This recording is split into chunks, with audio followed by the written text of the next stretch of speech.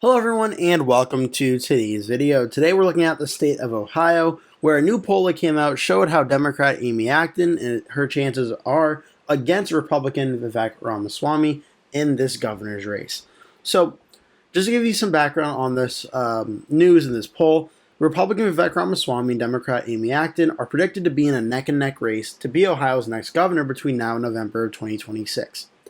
Acton, who is a physician and former director of the Ohio Department of Health under Republican Governor Mike DeWine, is attempting to break a long cycle of Democrats falling short in Ohio's biggest elections, as the state has shifted considerably red since Barack Obama's presidency. Ted Strickland was the last victorious Democrat to be governor of the state from 2007 to 2011. Vivek Ramaswamy, a billionaire entrepreneur who is 20 years younger and has followed in the mold of President Donald Trump on policy and bravado. He is touted wanting Ohio to become the state of excellence, ran for the Republican nomination for 2024, entering the race in February 2023 and dropping out in January of 2024. Now, multiple polls have been released that have gone over Acton and Ramaswamy since they announced their candidacies. The most recent poll, however, came on August 5th from Impact Research, which shows the race is in a dead heat, with Acton trailing by 1 percentage point, 47 to 46%, another 7% remaining undecided. Acton is also consolidating Democratic support and leads by 8% among independents, 48% to 40%, with 11% undecided. Now, in what is shaping up to be an incredibly competitive race, Ramaswamy is well known, but has lackluster popularity among Ohio's voters, the pollster said. Meanwhile, Amy Acton is better liked by voters who know her, keeping the race incredibly close, driven by an 8-point lead with independent voters.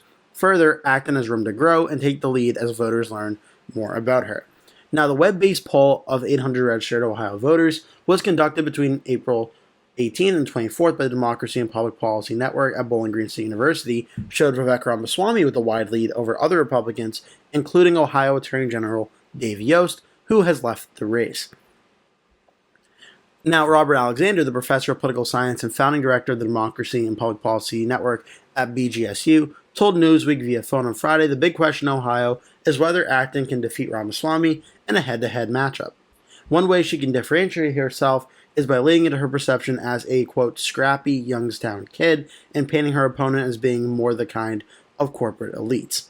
And it gets more in the article into different parts about this race.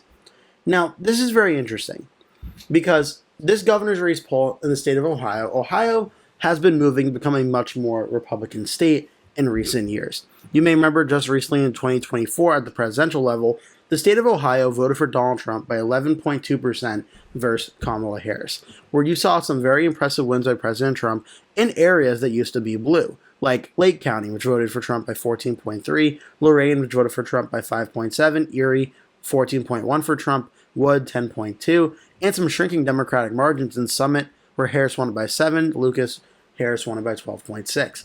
Now, the raw vote numbers had Trump getting 3,180,000 votes, Harris getting 2,533,000.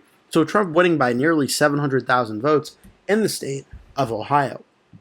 That is very significant because Trump's 11.2% win is up from 2020, where he won the state by 8%, which at the time, Ohio being a likely Republican state, was also a very significant and impressive win for Trump, where he defeated Biden by 8 points. And this one, Trump got 3.1.5 million, Biden got 2,679,000. So in this one, Trump won by about 500,000 votes in the state of Ohio. And then back in 2016, Trump won the state by 8.1% against Hillary Clinton. So even though 2020, the election got a lot better for Democrats, and Democrats did better in pretty much every single swing state in this election from 2016 to 2020, the state of Ohio actually moved more red. And we can look at this. From 2016 to 2020, a lot of states became more blue. Even Biden narrowly made up some margins in the state of Ohio, 0.098. But compared to the rest of the country, Ohio remained pretty much the same. And that's very important and very interesting to talk about for the state of Ohio and how it's going now. And that's important to mention is back in 2012, this was a pivotal swing state that Barack Obama won against Mitt Romney by 3 points. And it was talked about a lot during that campaign that at that time, Ohio was absolutely critical to Mitt Romney's pathway to victory, where if he did not win the state of Ohio, Romney essentially did not have a path to victory. Now, it ended up not really mattering as Romney lost Florida and the state of Virginia. So then, if he did not win those two states, winning Ohio at that point wouldn't have really mattered as he did not win those ones. But Ohio has shifted a lot from a blue to a red state in recent years. In 2024, where Trump won it by about 11 points, from Obama in 2012, Ohio has moved about 14.2% from 2012 to 2024 in terms of the margin of victory in that race. From 2016 to 2024, Ohio has moved an additional 3.1%, even though Trump won the state by about 8 points. So it's become a lot more of a red state at the presidential level. At the governor level, in 2022, it was a safe Republican state for Mike DeWine against the Democrat Whaley, where he won by 25 points. Now, where Democrats will pause on this, and for good reason, was in 2018, where Ohio voted for Mike DeWine against the Democrat Cordray by only 3.7%. So this shows, at least in 2018, which was the second midterm, or the second last midterm before 2022, in terms of most recent, Ohio can still have competitive governor elections. Now, what further would help the Democrats' point is the most recent Senate election we saw in 2024, where Democrat Sherrod Brown was the incumbent U.S. Senator. He faced off against the Republican challenger, Bernie Moreno. Now, Moreno did end up defeating Sherrod Brown by 3.6% and defeating the Democratic senator and flipping the Senate seat red. However, it wasn't by a supermassive amount, 3.6% win for the Republican on the same ballot when President Trump won the state by 11.2%.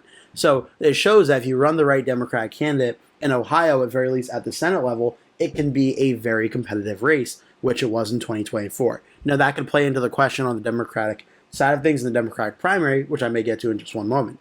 But that Senate race was close in 2024. 2022, J.D. Vance defeated Tim Ryan in that Senate race, in that open Senate race. 6.1% was also a relatively competitive race. So for 2026, Ohio certainly starts out in the category of this could be a actually pretty competitive race. As Republican Governor Mike DeWine is term limited, it cannot seek a third consecutive term. If you look just at the presidential level, it suggests that this race should be a likely Republican win. If you look just at the Senate level, you could argue, given the closeness of the last two elections, it should probably start out as lean Republican. At the governor level, it's really interesting because it could either be lean Republican or safe Republican or likely Republican. If you look at the last few elections, probably I would say starting out in the lean category. What we do know for sure is Vivek Ramaswamy is going to be the Republican nominee. Even if Lieutenant Governor Jim Tressel decides to enter this race, the early primary data shows Vivek Ramaswamy with a massive lead over his opponents before they dropped out of the race. Now, he also has the endorsement of President Trump, a few U.S. senators, U.S. representatives, and several notable individuals on the Republican side of things. Vivek Ramaswamy will be the Republican nominee. On the Democratic side, Amy Acton is currently the only declared Democrat in the state of Ohio running for this governor's race. What could make this very interesting is if former U.S. Senator Sherrod Brown decided to enter this race. He, so far in the early hypothetical polling, has showed when his name is mentioned, he is led in these Democratic primary polls from Bowling Green State University in YouGov. Now, when Sherrod Brown does not decide to run and Amy Acton faces off against former U.S. Representative Tim Ryan, Amy Acton wins in that matchup between Acton and Ryan. So Tim Ryan could enter this race, and it could be a very competitive primary if he did, but Amy Acton does start out as the narrow favorite to win that Democratic primary. So Sherrod Brown also recently has been making some news about maybe running for Senate again in the state of Ohio. So I don't think it's super likely that he'll be entering this governor's race. I think it's more likely he'll run for the Senate race. Now, these predictions are interesting because Cook Political Report and Sabo's Crystal Ball both have this race listed as likely Republican. Inside Elections has it as solid Republican. Race to the White House has it as toss-up. And this poll, this GQR poll, which is a Democratic-aligned pollster and is sponsored by Amy Acton, that's one thing the article did not mention, shows a close race between Ramaswamy and Acton. So it is a Democratic poll, so you do have to take that into account and take that with a pretty significant grain of salt. Because, of course, in the Democratic poll, on behalf of one candidate, is going to show that one candidate likely doing very well. But it is still worth significant. Vivek Ramaswamy, in the first part of the vote or the poll, does still show Vivek leading by 1 point over Acton with 7% undecided. Whereas, once the voters were informed of a brief positive message about Acton, she goes up to 49%, Vivek Ramaswamy 45%. Now, in the Bowling Green State University poll from back in April, Vivek Ramaswamy had 50% Amy Acton at 45%, 5% saying other.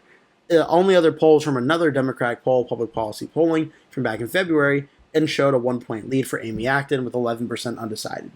I think the truth of this race right now is we really just don't know enough about this race to truly get an accurate look of how this race is going to go. Because the 2 out of the 3 polls that have been done thus far were Democratic polls, were the 2 polls that showed this race close. Whereas the Bowling Green State University and YouGov poll, which is not affiliated with the Democrats or Republicans, showed Vivek Ramaswamy leading by 5 points. Now, 5 points for the state of Ohio, I would argue, is still a pretty competitive election. That would be right around the border of a lean and a likely rating for this race, and that is a very close race for Ohio.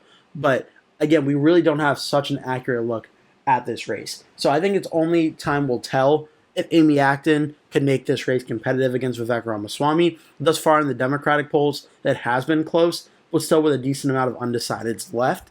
So that remains to be seen how this could all go down. When situations like this happen, and there isn't a lot of polling data done thus far, now there are 3 polls, and they all show a relatively competitive race, but I look at the recent election results and the trends in the state.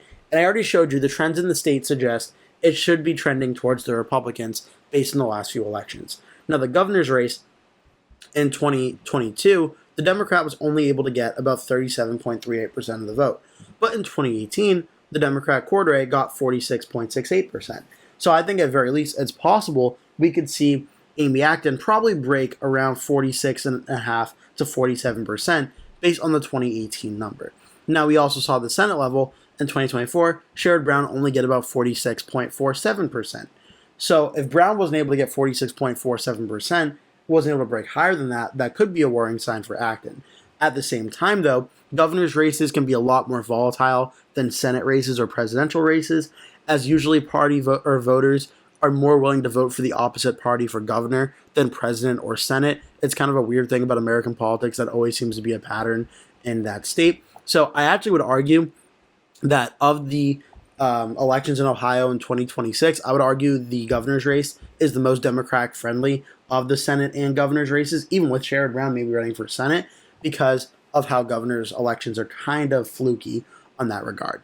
But as for the 2026 map in the state of Ohio, I currently have Ohio right now as likely Republican. This is a margin of victory between 5 and 15%. Now, I certainly have it on the lower end of that number, more around 5.5% to 6% at this current point in time. I do think it's very possible this race could get competitive. I certainly don't think it's going to be like a runaway blowout win for Vivek Ramaswamy. I think what some of the polls saying about Ramaswamy's approval numbers not being super high, I do believe there is some truth to that. But I do think the Republicans in the state of Ohio do start out as a favorite to win this race. The only thing that may move that would be how much of a Democratic election environment does 2026 end up being.